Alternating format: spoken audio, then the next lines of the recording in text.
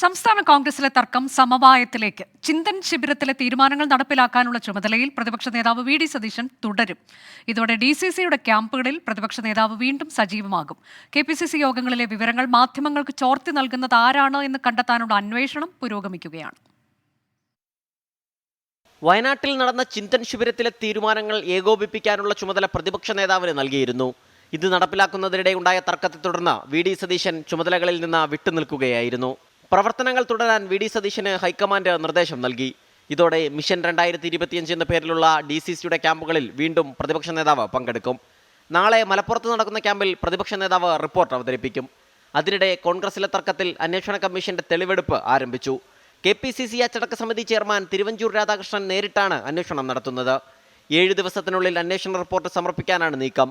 പ്രതിപക്ഷ നേതാവിനെതിരെ വിമർശനമുയർന്ന KPCC online യോഗത്തിൽ പങ്കെടുത്ത മുഴുവൻ നേതാക്കളുമായും സംസാരിക്കും. ഒന്നിലധികം KPCC ഭാരവാഹികൾ ഇല്ലാത്ത കാര്യങ്ങൾ പോലും മാധ്യമങ്ങളുമായി പങ്കുവയ്ക്കുന്നുവെന്നാണ് നേതൃത്വത്തിന്റെ നിരീക്ഷണം. 24 തിരുവനന്തപുരം.